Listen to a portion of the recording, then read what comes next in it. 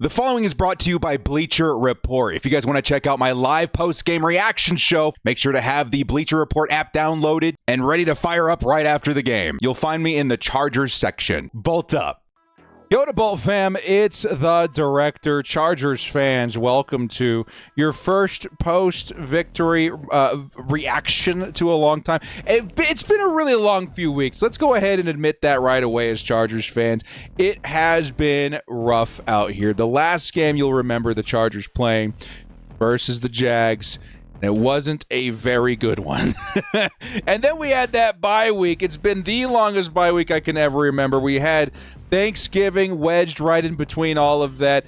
The vibes just weren't good for Chargers fans. We really needed a pretty big win out here. And finally, the Chargers were able to deliver that in the form of a win over the Raiders. And it's one that, honestly, there was so much going on behind the scenes in this game that made it a must-win. The Chargers desperately needed to get ahead of the Kansas City Chiefs, which finally it feels like the Chiefs dynasty is beginning to end. They're now, at 6-6 or something like that. The Broncos are the new team in the AFC West to maybe worry about a little bit, but staying ahead of the Chiefs was very, very important. That helps a lot. With a win, the Chargers, I think, are above 60% to make the postseason, keeping that alive and well. A loss would have dropped us dramatically, down below 50%, probably in the 40s or even low 40s. We got to avoid all of that today with a pretty massive win over the Raiders that, at times had me a little bit worried. I'm not going to lie. It was definitely sketchy out here if you were a Chargers fan in, I'll say, the second quarter. The Bolts were really struggling to find any sort of momentum. Justin Herbert's throwing interceptions. He's got the hurt wrist, or I should say the hurt finger. A lot of us were starting to panic a little bit, but dropping a score like 31-14 after all is said and done on a team like the Raiders, division matchup, any given Sunday, all that stuff important as well, but the way you beat a bad team is also as important as beating a bad team overall and getting out there with the win. 14-31 is the way that you do it, and the Chargers keep their postseason hopes alive. They keep their legitimacy, I think, just as important alive, and give us something to not just root for getting to the postseason, but if getting into the postseason is your objective, giving us something to root for at that phase as well. Like, this could be a good football team as they continue to figure things out. It did feel like they had a lot of work to do in that area. It did feel like the run blocking and the pass blocking needed a lot of help. They had to get the run game going. They accomplished a lot of that in this game, in which we are going to dissect in this one. So let's go ahead and jump on over to Bleacher Report and look at some of the stats that represent this game. First off, 5 or 6 sacks is what I had guessed. 5 sacks in this game versus the poor Geno Smith that has been clobbered all season long on the Raiders. Was just an absolute joy to watch as a Chargers fan. I know you guys probably feel the same way. And also keeping Ashton Genty to just 31 yards, absolutely awesome for a Chargers run defense that has been pretty bad so far this season. That was a really encouraging thing to see. Outside of Brock Bowers being able to hold the fort down versus pretty much everybody was really good to see. I'm going to say overall, just a very good outing for the Chargers as a whole. Now, Justin Herbert, only 151 yards is actually kind of crazy. I thought it would be more than that, but the 2 touchdowns certainly help a lot. And the interception, sure, it's something that I'm going to be looking at. It was a bad audible. Things were kind of rushed. It was really messy. But at the end of the day, Herbert was able to figure it out with what also appeared to be a busted finger. We don't know the extent of it. We don't know how serious it is, but, they took him out of the game for, a drive and a half. It had, Trey Lance out there holding down the fort. And when he did finally come back, he did have that huge glove on his left hand, leaving a lot of us super worried that, can he play out the rest of the game? What does the future look like? Fortunately, it was on his off-throwing hands. So there was really no issue with him throwing the football. And he was able to finish this game out with, again, a pretty respectable stat line, but one that really just kept momentum going and fed what was a dangerous presence on the ground this week. This was perhaps the most shocking element of this game for me, was just how lethal the Chargers had become on the ground. What in the world was that? That is absolutely insane. The Bolts went from a team that I really didn't think could run the football to a team that absolutely dominated the Raiders on the ground. And mind you, the Raiders aren't the worst team in the world when it comes to defending the run. They can be pretty decent out here, but the Chargers found a way to really not just slow them down, but shut them down in terms of that run defense. And that's very encouraging to see is what I think I'm getting at with that one. The Chargers found a part of their identity that's been missing, one that was kind of the plan the whole time. You guys will remember, at the top of the offseason, we talked about how important it was that Najee Harris was signed. We doubled down with Omari and Hampton. It felt like all signs were pointing towards the Chargers really ruthlessly running the football, and that all fell apart as the interior of the offensive line continued to suck. Of course, we lost our two best running backs. Well, it all kind of surfaced back again with Kamani Vidal and Jarrett Patterson this week having a phenomenal outing versus a pretty good run defense of the Raiders. Look at that, man. That's like 200 yards on the ground, 2 touchdowns.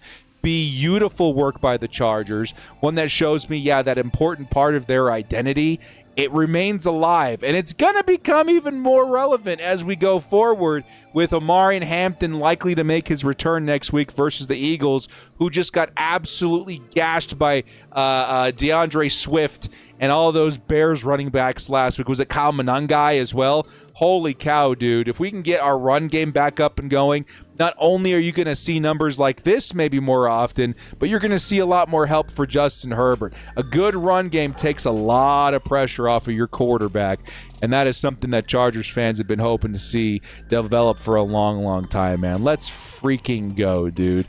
Kamani Vidal has been so great. It's going to be nice seeing him more integrated into the offense as, we see Omari and Hampton make his return. Patterson's been looking great as well.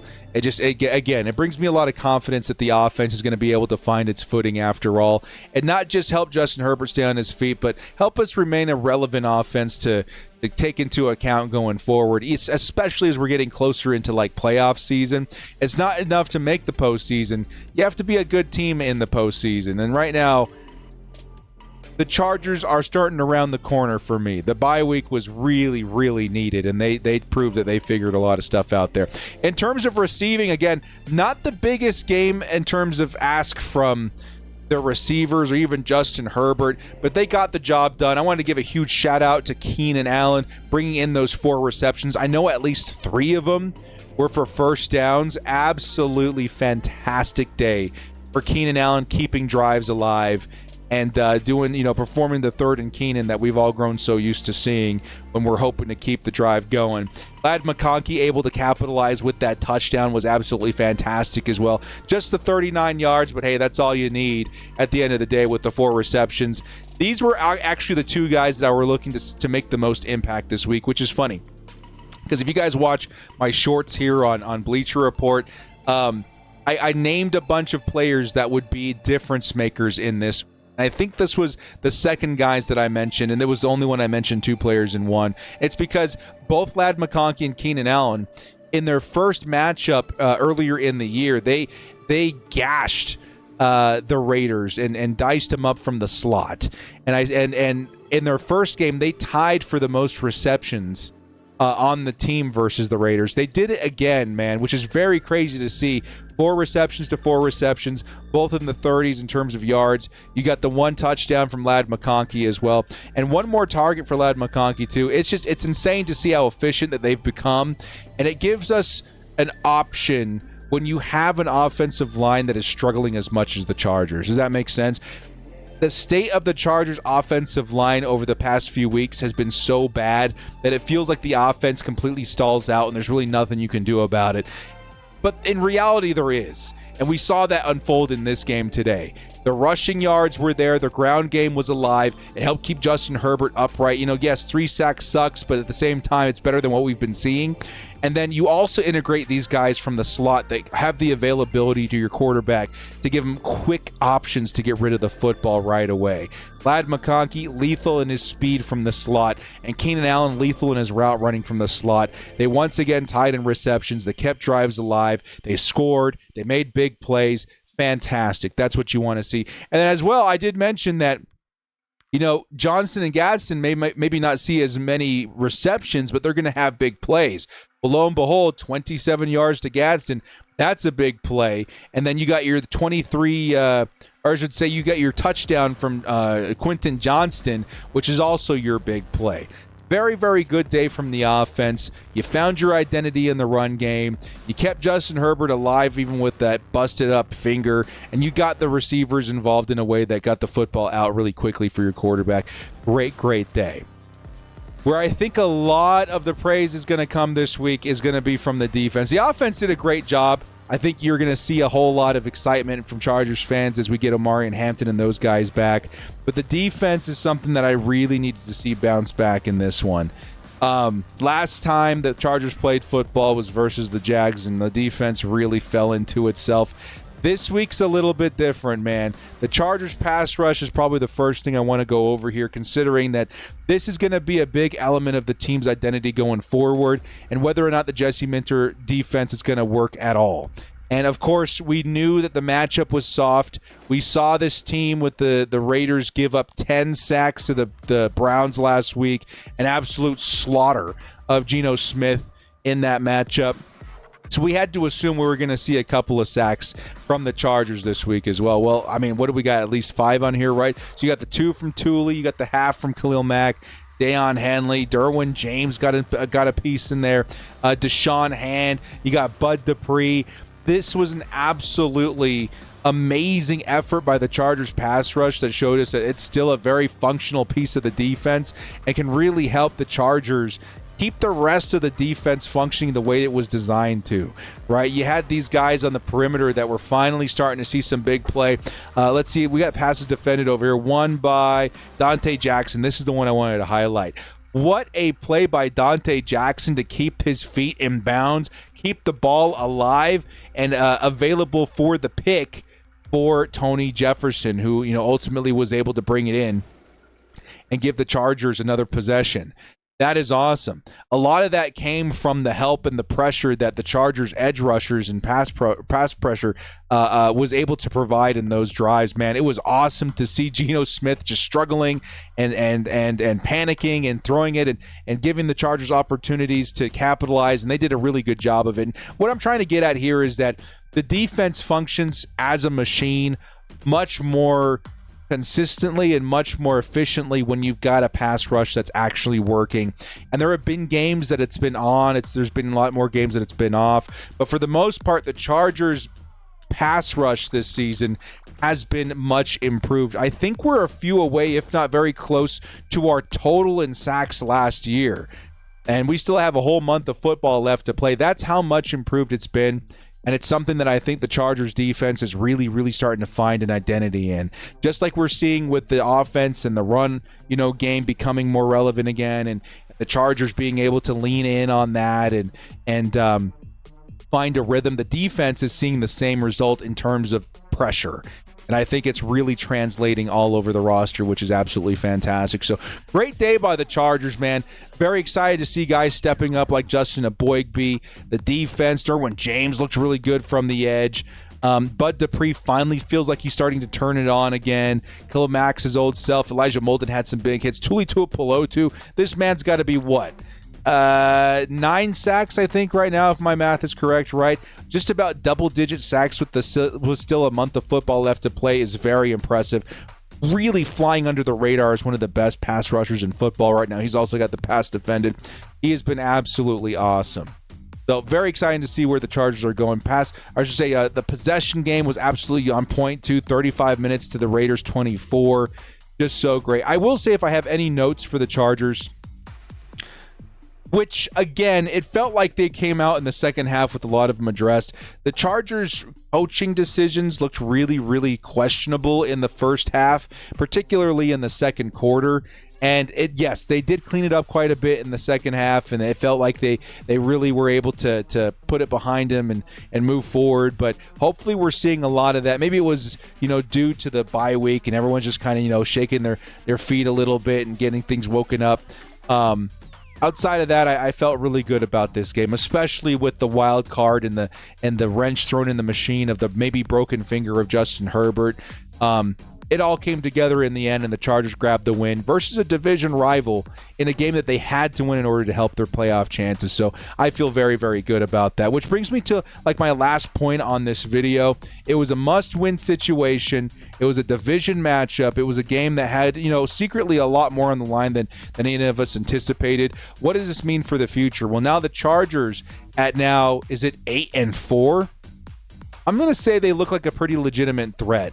There's a couple of things in this game that I think really give us an edge going forward. And again, if we do make it to the postseason, make us a legitimate threat inside the postseason. For one, a very underrated aspect of this game that I think may go overlooked is the fact that the offensive line looked okay.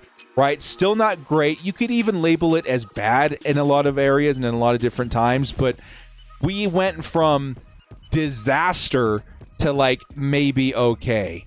And as drastic as it sounds, that is actually a pretty big improvement. Is it because we had Jamari Sawyer start at left tackle? It could be.